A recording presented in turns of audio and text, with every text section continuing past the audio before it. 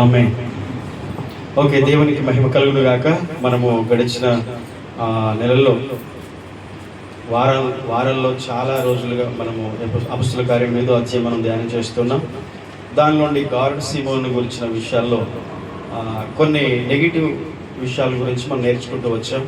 బాప్తిజం తీసుకున్నాడు, యేసుప్రభు నమ్ముకున్నాడు, ఓకే, చర్చికి వెళ్తున్నాడు, పాస్టర్ గారితోనే ఉన్నాడు, ఫిలిప్ అనే పాస్టర్ గారితోనే ఉన్నాడు, కానీ చేదైన పైత్యంలో ఉన్నాడు. అంటే ఒక విశ్వాసిని సాతాను ఎలా మోసం చేస్తాడనే విషయాలు చాలా నేర్చుకుంటూ వచ్చాం. అందుకే ఎఫెసీ సంఘానికి అపొస్తలుడైన పౌలు చెప్పిన మాట 4:27 అపవాదికి చోటు ఇవ్వకుడి, అనగా అపవాది అనగా సాతానుకు చోటు ఇవ్వకుడి. సాతాన్ అంటే ఎవరు? శత్రువు, దేవునికి దేవుని పిల్లలకు శత్రువు అన్నమాట. ఓకే, మరొకసారి చెప్పండి, శత్రువుకు చోటు ఇవ్వకుడి. ఇస్తే ఏం చేస్తాడు? శత్రువుకు చోటు ఇస్తే ఏం చేస్తాడు? యోహాను సువార్త 10వ అధ్యాయం 10వ వచనం నుంచి నేర్చుకున్నాం. దొంగతనమును హత్యయు నాశనము చేయడానికే వస్తాడు, కానీ మరి దేనికి రాడని యేసుప్రభు గారు చెప్పారు. దొంగ ఎందుకు వస్తాడు? దొంగతనం చేయడానికి వస్తాడు. రెండవది, కుదరకపోతే హత్య చేస్తాడు, నాశనం చేస్తాడు. మరి ఈ పనులన్నీ కూడా శత్రువుకు సంబంధించినవి, సాతానుకు సంబంధించిన విషయాలు. దానిలో వచ్చి మనం చాలా విషయాలు నేర్చుకుంటూ వచ్చాం. దాంట్లో ఒకటి దొంగతనము. ఈ దొంగతనం గురించి భౌతికపరమైనటువంటి అంటే సమాజంలో చూస్తూ ఉన్నాం, దొంగలు ఎలాగ ప్రజలు ఇబ్బంది పెడతా ఉంటారు, ఎలాగ దొంగతనం చేస్తుంటారు, ఎలా హత్య చేస్తుంటారు, విషయాలు నేర్చుకుంటూ వచ్చాం. ఇంకా ప్రాముఖ్యంగా దేవుని ఇంట్లో దొంగల గురించి కూడా నేర్చుకున్నాం. ఒకసారి మలాకి గ్రంథం 3వ అధ్యాయము 7వ వచనం ఒకసారి చదవండి.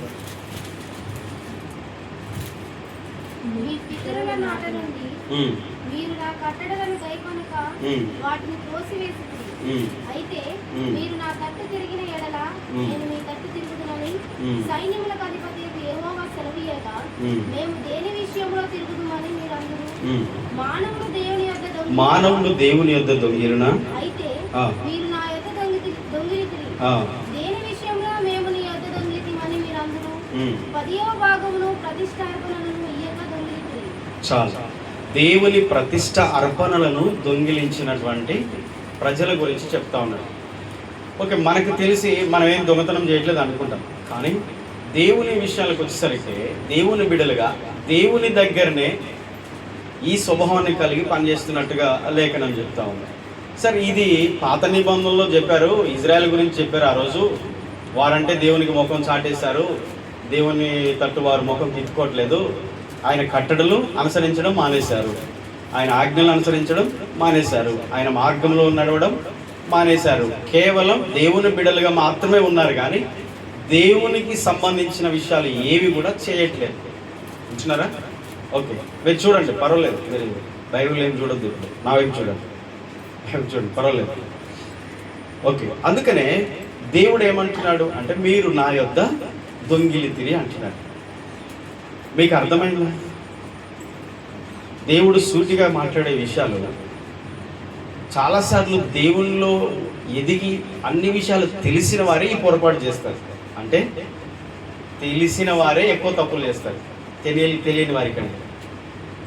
తెలియక చేసే పొరపాట్లు వేరు, కానీ తెలిసి చేసే పొరపాట్లు వేరు. హలో, తెలియక చేసే పొరపాట్లు వేరు, కానీ తెలిసి చేసే పొరపాట్లు వేరు. ఇప్పుడు ఇక్కడ తెలియక చేసిన పొరపాట్ల గురించి కాదు ఇక్కడ చెప్పేది. పాప ఏం తెలియదు, ఇప్పుడే పసిపిల్లలు కొత్తగా వస్తున్నారు, దేవుని గురించి ఏమీ తెలియదు, అసలు దేవుని పద్ధతులు తెలియదు, దేవుని మార్గం తెలియదు, దేవుని కట్టడలు తెలియదు, దేవుని ఆజ్ఞలు తెలియదు, ఏం చేయాలో దేవుని నమ్ముకున్న తర్వాత ఏమీ తెలియదు అనే బ్యాచ్ కాదు ఇది. ఆల్రెడీ సీనియర్స్, అన్నీ తెలిసిన వాళ్ళే. దేవుడు ఎందుకు ఆ మాట చెప్పాడు, మీరు దొంగలు శాపగ్రస్తులు అన్నాడంటే, మీరు ఏమి తెలియని వాళ్ళు కాదు. దయచేసి గమనించండి, అన్నీ తెలిసిన వాళ్ళే. మేలైనది చేయనెరిగి అలాగూ చేయని వానికి ఏం కలుగుతుంది? పాపమే కలుగుతుంది. అంటే తెలియక చేయకపోవడం వేరు, తెలిసి కూడా చేయకపోవడం వేరు. ఇది చాలా సీరియస్గా ఉంటుంది. తెలియక చేసేది ఆ పాపం, తెలియక చేసేయాలని క్షమించదు, కానీ కావాలని తెలిసి కూడా చేయకపోవడాన్ని దేవుడు మాత్రం దాన్ని క్యాజువల్గా తీసుకోడంట. అందుకనే 7వ వచనం అంటాడు, దేవుని ప్రతిష్టార్పణలను మీరు దొంగిలితిరి, నా తట్టు మీరు తిరగలేదు, గై కొనక త్రోసివేసితిరి అని సైన్యములకు అధిపతి యెహోవా సెలవిస్తున్నాడు. ప్రవక్త ద్వారా మాట్లాడుతున్నాడు. అయితే ప్రజలు ఏమంటున్నారు? దేని విషయంలో మేము నీ తట్టు తిరగలేదు, దేని విషయంలో మేము దొంగిలించాం, దేని విషయంలో మేము పొరపాటు చేశాం అని అడుగుతున్నారు. అంటే ఆ అడిగే క్వశ్చన్లో కూడా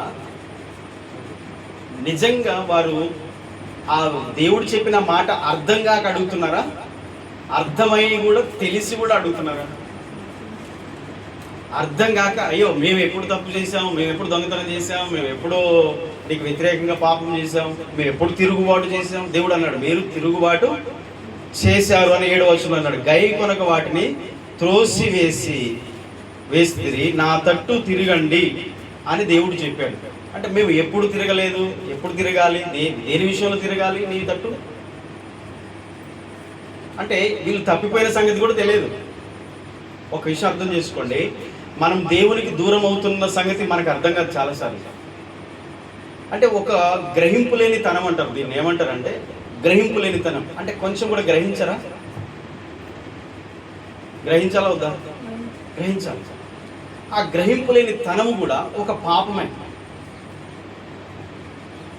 మనం ఎలా మాట్లాడాలో, ఏం చేయాలో ప్రతిదీ కూడా మనకు కొన్నిసార్లు తెలిసి కూడా అలా బిహేవియర్ చేయమనుకోండి, దాన్ని ఏమంటారు? కొన్నిసార్లు తెలిసి చేస్తాం. ఈ ప్రజల పరిస్థితి కూడా అలాగే ఉందన్నమాట. ఇది ఒక ఆధ్యాత్మిక రుగ్మత, ఇది ఒక రోగం లాంటిది. అయితే మహాభక్తులు అనబడిన వారిలో కూడా ఈ రోగం పనిచేసింది. ఇప్పుడు మనం గారెడ్ సీమోన్ అదే స్టోరీ. పోనీ యేసు ప్రభు వారు దైవ కుమారుడే భూమి మీద ప్రత్యక్షంగా శరీరధారిగా జీవించిన కాలంలో తనతో పాటు ఉండి తనతో పాటే ప్రతి దినము ఆయన్ని చూస్తూ ఆయన చేసిన అద్భుతాలు, ఆయన చేసిన ఆశ్చర్యకార్యాలు చూసి ఆయన పరలోక సంబంధమైన దైవ ఉపదేశములు, దేవుని పరలోకపు మాటలు కూడా వింటున్న తనతో ఉన్నవాడు కూడా తన జీవితాన్ని కొంచెం కూడా మార్చుకోవాలి. అంటే గ్రహింపు లేనితనమాట. దాన్ని ఎలాగంటే టేక్ ఈజీ తీసుకుంటారా, ఏముందిలే ఆ యేసు ప్రభువుగా అలా అనుకోవద్దు. ఆ ప్రార్థనేగా, ఏముందిలే ఆదివారమేగా, ఆరాధనేగా, సింపుల్గా తీసుకోవద్దు. ఎప్పుడైనా దైవ కార్యాల విషయాల్లో మనము అది ఈజీగా సింపుల్గా మనం అనుకున్న విధానం తీసుకోవద్దు. అది చాలా ప్రమాదం అవుతుంది. దేవుని ప్రజలు తప్పిపోవడానికి, పతనం అవ్వడానికి కారణం ఏంటో తెలుసా? ఆత్మీయ జీవితంలో ఒక నిర్లక్ష్యమే. ప్రార్థన, ఏం ప్రార్థన లేదు, ప్రభు వల్ల ఏముంది లేదు, అది రొట్టె ద్రాక్షరసమే కదా అని అనుకోకండి. అది ఆశీర్వదించి కృతజ్ఞతలు చెల్లించిన తర్వాత మనము నమ్మి విశ్వాసంతో అలా పాల్పొందుతున్నాం. అందులో అది ప్రభు యొక్క శరీరము, రక్తం. అపొస్తలుడైన పౌలు అంటాడు, అదే మనం చదివిన 11వ అధ్యాయంలో కింది వచనాలు 28, 9, 30 వచనాలకు వచ్చేసరికి, ఎవడు ఇది ప్రభు శరీరం అని, ఇది ప్రభు యొక్క రక్తం అని వివేచింపక తిని త్రాగుతాడో అది శిక్షా విధికి కారణమవుతుందంట. ఆ ద్రాక్షరసమేగా, రొట్టె ముక్కగా అనుకోకండి. అలా అనుకున్న తర్వాత అది నీ జీవితానికి రివర్స్గా పనిచేస్తుంది. ఒకవేళ అది మనని మనం పరీక్షించుకోకుండా అయోగ్యంగా పాలు పొందిన శిక్షా విధే కలుగుతుందంట. దేవుని కట్టడలను ఈజీగా తీసేశారు, నిర్లక్ష్యం చేశారు. ఓకే, రెండో విషయం ఏంటంటే ఆయన తట్టు తిరగడం మానేశారు. ఫస్ట్ ఆయన వైపు ముఖాలు చూపించడం మానేశారు, వీపు చూపిస్తున్నారు. ఇజ్రాయెల్ ప్రజలు నిజంగా ఎంతగా ఆశీర్వదించబడ్డారో ఆ గొప్ప ఆశీర్వాదమును బట్టి దేవుని స్తుతించాల్సిన వారు చాలా సందర్భాల్లో మదించి మరిచారంట. కొంచెం బిజీ కాగానే నాకు కుదరదు సార్, ఇక చర్చికి రావడానికి నాకు అవధి కాదు అంటే, దేవుడు కాస్త నీ కృప చూపితే, కాస్త స్థాయి పెరిగితే, కొంచెం విస్తరిస్తే ఇక దేవుని ఆరాధించడానికి సమయం లేదంటే అది మనం దేవుని తట్టు తిరిగినట్ట, దేవుని తట్టు మనం తిరిగినట్టు కాదు. అది ఇక మనం దేవుని నుంచి మన ముఖం చాటేసుకొని మనం వెళ్తున్నట్టే. ఇక చూడండి, ఎప్పుడైనా సరే ఆత్మీయ జీవితంలో నిర్లక్ష్యం అనేది చాలా పొరపాటు. దేవుడు అన్నాడు మీరు దొంగలు అన్నాడు. ఎంత మాట ఇది! ఆ మాట యొక్క పవర్, ఆ దేవుడు ఆ మాట ఆయన నోట నుంచి అన్నప్పుడు కనీసం వాళ్ళకి గ్రహింపు రావాలిగా. ఓ అవును ప్రభువా, మా పితరుల నాట నుండి కూడా ఇదే పొరపాటు చేస్తున్నాం అన్నట్లే రాజీ పడుతున్నారు అక్కడ. అంటే దాన్ని ఏమంటున్నారు, సమర్థించుకుంటున్నారు. ఈ సమర్థించుకునే తత్వం చాలా ప్రమాదం తెలుసా? ఎప్పుడైతే దేవుడు ఆ మలాకి ప్రవక్త ద్వారా చెప్పాడో, మీరు మీ పితరుల నాటి నుండి ఇలాగే చేస్తున్నారు, మీరు దేవుని నమ్ముకున్న నాటి నుండి కూడా ఇట్లా చేస్తున్నారు, మీలో ఏం మార్పు లేదు, కొంచెం కూడా ఎదుగుదల లేదు, కనీసం నా ఆజ్ఞలు కట్టలు నేర్చుకుని వాటిని అనుసరించేది లేదు అని చెప్తున్నట్టే. మీ పితరుల నాటి నుండి అంటే నిన్న మొన్న కాదు, ఇది ఒక తరమే అలాగ చేస్తూ వచ్చారు. ఎంతకాలం సహిస్తాడు? ప్రవక్త ద్వారా మాట్లాడాడు. మాట్లాడినప్పుడైనా కాస్త గ్రహింపు రావాలిగా. దేవుని మాట విన్నప్పుడు మనలో గ్రహింపు వచ్చునుగాక. ఆ గ్రహింపు లేని తరము అది చాలా మనల్ని ఇంకా దేవునికి దూరం చేస్తుంది. చాలాసార్లు గ్రహించుకోం మనం. అంటే ఈరోజు మనం దీని ఒక హెచ్చరికగా తీసుకుంటే, అవును ప్రభా, చాలా విషయాల్లో నేను గ్రహింపు లేకుండా ఉంటున్నాను, చాలా మాటలు వింటున్నా కానీ నా హృదయాన్ని కఠినపరుచుకుంటున్నాను, ఇంకా మొండితనం వస్తుంది నాలో, నీకు లోబడలేకపోతున్నాను అని మనం ఈరోజు ఈ సందేశం ద్వారా మార్చుకోవాలి. ఆమె ప్రజలు ఏమన్నారు? ఏ విషయంలో దొంగతనం చేసాం, ఏ విషయంలో నీ తట్టు తిరగకపోయాం, ఇది సమర్థించుకోవడం. అంటే తెలియక మాట్లాడుతున్నారా వీళ్ళు? తెలిసే. చాలాసార్లు తెలిసే ఇలాగ మాట్లాడుతూ ఉంటాం మనం. చేయాల్సింది తెలుసు కానీ చెయ్యం, దేవునికి ఇవ్వాల్సింది తెలుసు కానీ ఇవ్వం, దేవునికి లోబడాల్సింది తెలుసు కానీ లోబడం. అది చాలాసార్లు ఇదే పరిస్థితి. అసలు ఎందుకో కానీ ఇది ఒక స్పిరిట్, అది ఆ జనరేషన్ అట్లా వస్తుంది. ఇప్పటికి కూడా అదే స్పిరిట్ పనిచేస్తూనే ఉంది అనిపిస్తుంది క్రైస్తవులు బట్టి. ఆనాడు ఇజ్రాయెల్ ప్రజల్లో ఉన్న ఆ తనమే ఈనాడు క్రైస్తవులు కూడా అదే పనిచేస్తూ ఉంటుంది చాలాసార్లు. దేవుడు ముక్కుసూటిగా మాట్లాడాడు. రెండవది ఏంటంటే, దొంగతనం తర్వాత శాపం వచ్చింది. అంటే దేవునికి దూరమై దేవుని ఆజ్ఞలు అతిక్రమించే వారి జీవితంలో ఏమొస్తుందంట? శాపం వస్తుంది, ఆశీర్వాదం ఆగిపోతుంది. అది తెలియదు మనకి, వాళ్ళకి తెలియలే. అప్పటికే వాళ్ళు చాలా నష్టపోతూనే ఉన్నారు, వాళ్ళకి తెలియట్లేదు. కాబట్టి దేవుని యందు భయభక్తులు కలిగి, ఆయన మాటలకు విధేయత చూపి, ఆయన సన్నిధిని గడగడ వణుకుచు, ఆయనకి లోబడి భయభక్తులు కలిగి ఎల్లప్పుడూ ఆయన ఆరాధించే బిడ్డలుగా, ఆయనకి ఇష్టమైన జీవితం జీవించేవారుగా ఉన్నప్పుడు గొప్ప దీవెనలు మనకు ఉంటాయి. తెలుసా? ఇహమందు పరమందు ఉన్నాయి. నరుల ఎదుట యెహోవాను ఆశ్రయించు వారికి దేవుడు ఆయన దాచించిన బహుమానం చాలా గొప్పదంట. మనం సిగ్గుపడొద్దు. లోకాన్ని చూసి ఎప్పుడు కంపేర్ చేసుకుంటూ వాళ్ళు బాగున్నారు, మనం దేవుని నమ్ముకున్నాము, వాళ్ళు చూడు వాళ్ళకి మనకంటే వాళ్ళే బాగున్నారు అనుకోకండి. ఆ బాగు అనేది వేరు. భక్తిహీనుడు చూడగా ఉదయకాలము ఒక పుష్పములాగా కనిపిస్తాడట. ఉదయం ఎలాగుంటుంది, పువ్వులు వికసిస్తాయి కదా, సాయంకాలానికి వాడిపోతాయి. భక్తిహీనుని యొక్క ఆశీర్వాదం, ఈ లోక సంబంధమైన దీవెనలు కూడా అలాగే పోతాయి. కానీ మనది క్రీస్తులో శాశ్వతమైన ఆనందం. అది ఈరోజు లోకాన్ని చూసి మీరు ఏమీ బాధపడకండి, మచ్చర పడకండి, లోకాన్ని చూసి అసూయ పడకండి. దేవుని కృపను బట్టి తృప్తి పొందండి. దేవుని నమ్ముకున్న మన జీవితంలో దేవుని కృప మనకు తోడై ఉంటుంది. అపుస్తలుడైన పౌలు అంటాడు, దేవా నా బలహీనతలు తీసివేయి అని ముమ్మారు వేడుకుంటాడట. నిజంగా అంత గొప్ప సేవకుడైన ఆయనకి చాలా బలహీనతలు ఉన్నాయి, చాలా కష్టాలు ఉన్నాయి, చాలా ఇబ్బందులు ఉన్నాయి. దేవుణ్ణి ముమ్మారు వేడుకుంటుంటే ప్రభు అన్నాడు, ఇదిగో నా కృప నీకు చాలు, నా కృప నీకు చాలు, నీ బలహీనతలో నా శక్తి పరిపూర్ణమవుతుంది అంటాడు. ఆ మాటను బట్టే పౌలు ఫిలిప్పీ సంఘానికి చెప్తూ స్టేట్మెంట్ ఇచ్చాడు, నేను ఎప్పుడు బలహీననో అప్పుడే బలవంతుడు అన్నాడు. ఈ మాట ఎక్కడి నుండి వచ్చింది? దేవుని దగ్గర. ఆ మాట విన్న తర్వాత ఈ మాట చెప్పగలిగాడు. కాబట్టి ఈరోజు మనం మనకున్న ఇబ్బందులు, మనకున్న కష్టాలు, వీటన్నిటిని బట్టి దేవుడు ఏం చేశాడని నిర్లక్ష్య జీవితం జీవించకండి. అది మనల్ని ఇంకా దేవునికి దూరం చేస్తుంది. దేవునితోనే ఉండి కూడా తప్పిపోయే ప్రమాదం ఉంది. ఈ సీమోను ఫిలిప్పుతో ఉన్నా తన పాప బంధకాల్లో ఉండిపోయాడు. కారణం ఏంటి తెలుసా? సంపూర్ణంగా హృదయాన్ని క్రీస్తుకి ఇంకా అర్పించుకోలేదు. ఫిలిప్పుతోనే ఉన్నాడు సీమోను, బాప్తిజం తీసుకున్నాడు సీమోను, ఫిలిప్పును ఎడబాయకుండా ఉన్నాడు సీమోను, కానీ దుర్నీతి బంధకాల్లో ఉన్నాడు సీమోను, చేదైన పైత్యంలో ఉన్నాడు సీమోను. పేతురు అన్నాడు, సీమోను నీవు ఘోర దుష్టత్వములో దుర్నీతి బంధకాల్లో ఉన్నట్టు నాకు కనబడుచున్నది. మరి సీమోను కనబడట్లేదా? తాను ఏ స్థితిలో ఉన్నాడో కనబడనివ్వదు. నీవు ఎటు దిగజారిపోతున్నావో నీ జీవితం అర్థం కాకుండా చేస్తుంది. అందుకనే మనము ఎప్పుడు కూడా దేవుని తట్టు తిరగాలి. ప్రతిదినం ప్రార్థన చేసి దేవునితో కొంత సమయం గడిపి దేవుని దగ్గర ప్రార్థన పూర్వకంగా మన జీవితం, దైనందిన జీవితం, వాళ్ళ పనులైనా, వ్యాపారమైనా, వ్యవసాయమైనా, కూలి పని అయినా, అది ఏదైనా సరే దేవుని సహాయంతో మనం ముందుకెళ్తే దేవుని కాపుదల ఉంటుంది. రెండవది దేవుని ఆశీర్వాదం కూడా ఉంటుంది. ఇలా మాట్లాడద్దు, సమర్థించుకునే మాటలు మాట్లాడద్దు, సాకులు అసలే చెప్పొద్దు, దేవునికి వ్యతిరేకంగా అసలు ఎప్పుడు మాట్లాడదు. అయ్యా ఎందుకయ్యా చాలా వారాలైంది మీరు రావట్లేదంటే, నాకు కుదరదని అన్నాడు, నాకు ఇప్పుడు తీరట్లేదు అంటాడు. బర్రెలు గొర్రెలు పొలము ఆస్తి అంతా ఎక్కువైపోతున్నప్పుడు తీరదు అన్నమాట. అంటే ఒకప్పుడు ఏమి లేనప్పుడు అన్నీ దేవుడే అన్నారు, కానీ అన్నీ వచ్చిన తర్వాత దేవుని దగ్గర రావడానికి టైం లేదు, పరిచర్య చేయడానికి టైం కుదరట్లేదండి. ఇది సేవ. దేవుని ప్రజలు చేయాల్సిన సేవ ఒకటి ఉంది.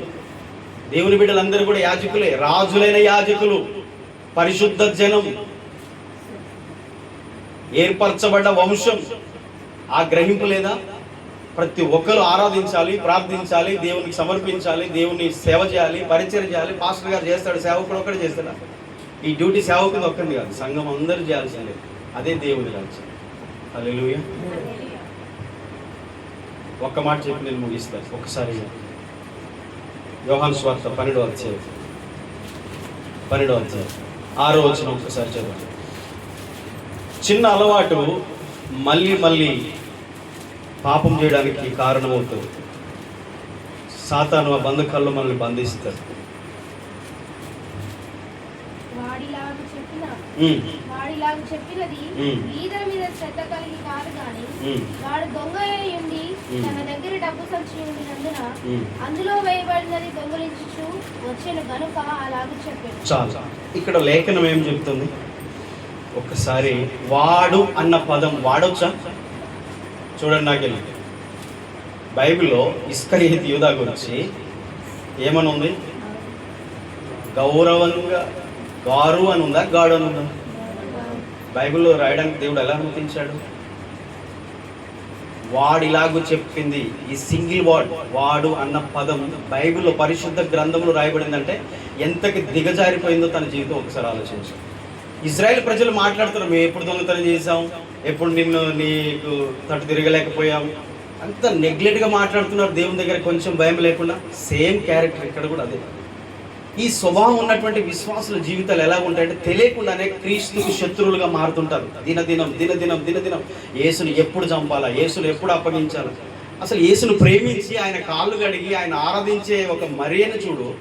కొంతమంది భక్తులను చూడాలి, కానీ ఆయన శిష్యుడయ్యుండి కూడా ఆయనకి వ్యతిరేకంగా జీవిస్తున్నాడంటే ఒక విశ్వాసిని సాతాను ఇలా డైవర్ట్ చేయగలడు. అలాంటి వ్యక్తిని గౌరవించడు దేవుడు. పరిశుద్ధాత్మ దేవుడు ఏమని రాయించాడంటే వాడు ఇలాగూ చెప్పింది అన్నాడు.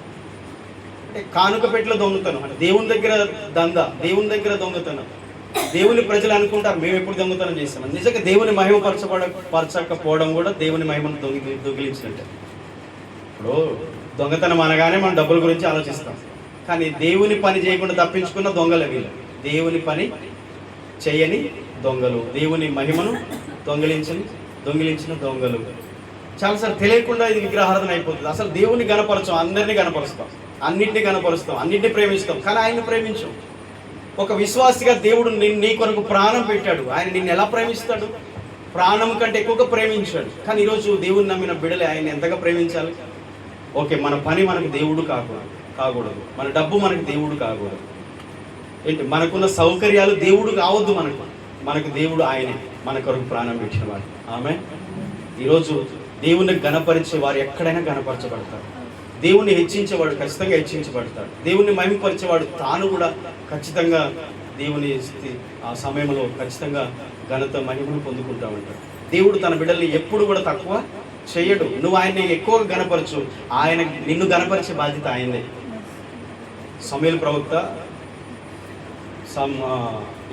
ఏలీ ప్రవక్త, ఒక దైవ సేవకుడు, ముసలివాడాడు. తన కుమారులు ఇద్దరు చాలా తప్పులు చేస్తూ బ్రతికారు. ఆ టైంలో దేవుడు సమూయేలు ప్రవక్త, చిన్నవాడే సమూయేలు ప్రవక్త, బాలుడే అయినా దేవుడు అతన్ని వాడుకొని చెప్పిన మాట ఏంటో తెలుసా? నువ్వు ఇంత గొప్పవాడవైనా, నీ పిల్లలు ఇంత అయినా, నీ కుటుంబం ఇంతున్నా, నీకే బ్యాక్గ్రౌండ్ ఎంతున్నా, మీరు దేవుణ్ణి గణపరచలేదు. అందుకన్నాడు, దేవుడు చెప్తున్నాడు, విను, నన్ను గణపరచు వారిని నేను గణపరుచుతానని ఆయన చెప్పాడు. అంతే. నన్ను తృణీకరించి వాడు తృణీకరణ పొందుతాడట. దేవుని తృణీకరించుకుంటూ పో నీ జీవితంలో, ఆయన నిన్ను తృణీకరించుకుంటూ పోతాడు. లాస్ట్కి ఏమవుతుంది? ఇదిగో యూదా పరిస్థితి. ఊరేసుకొని చనిపోయాడుగా, అవునా కదా? చెప్పండి, ముగింపు ఎలా ఉంది చెప్పండి. ఆరంభం ఎలా ఉంది, ముగింపు ఎలా ఉంది? ఓకే, మన ఆత్మీయ జీవితం ఆరంభం ఎలా ఉంది? అప్పుడున్న విశ్వాసం, అప్పుడున్న భక్తి, అప్పుడున్న ప్రేమ, ఆర్భాటం దేవుని కొరకు ఎంతో. ఇప్పుడు ఏమైంది? తగ్గుతుందా అమ్మా? తగ్గిపోతుందా?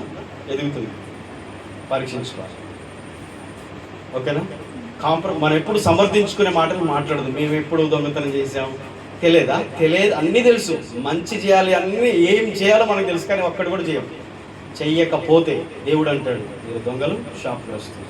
అంత మాత్రమే కాదు, ఆయన వారితో మానేశాడు. 500 సంవత్సరాలు చీకటి యుగం అంటారు. మరలా జకర్యా ప్రవక్త వచ్చే కాలం నాటికి మళ్ళా దేవుని దర్శనం, దేవుని వాక్ ఇజ్రాయెల్ ప్రజలకు లేదు. అంతగా దేవునికి దూరంగా బ్రతికారు. దేవునికి దూరంగా బ్రతికితే బాగుంటుందా? ద్రాక్షవల్లి తీగ చెట్టులు ఉంటేనే ఫలిస్తుంది కదా. తీగ మరి చెట్టుకు వేరే ఉంటే ప్రభు అన్నాడు, మీరు నాకు వేరుగా ఉండి ఫలించలేదు, పోండి దూరంగానే బ్రతకండి, కానీ మీరు ఫలించలేదు. ఫలిస్తున్నాం అనుకుంటారు, లోకంలో ఏదో ఎదుగుతున్నాం అనుకుంటున్నారు. నో, అది ఎదుగుదల కాదు. సాతాను కూడా ఇస్తాడు లోక దీవెన, కానీ అది మోసంతో కూడింది. కానీ దేవుడిచ్చేది శాశ్వతమైనది. కాబట్టి దేవుళ్ళు నిలిచుందాం, తిరుగుబాటు చేయకుండా ఉందాం, దొంగతనం చేయకుండా ఉందాం. దేవుని దీవెనలు పొందుకోవాలంటే దేవుని ఆజ్ఞలు పాటించుదాం. దేవునితో ఉండి వేషధారణగా జీవించొద్దు, నటించొద్దు, కానీ యథార్థంగా ఆయన ప్రేమిస్తూ ఆయనలో జీవించుదాం. దేవుడి మాటలు దీవించుగా. కళ్ళు మూసుకుందాం. చిన్న ప్రార్థన. ప్రేమగల తండ్రి, స్తోత్రం స్తోత్రం స్తోత్రం స్తోత్రం. ఒక్క నిమిషం ఆలోచన చేయండి. ఒక్క నిమిషం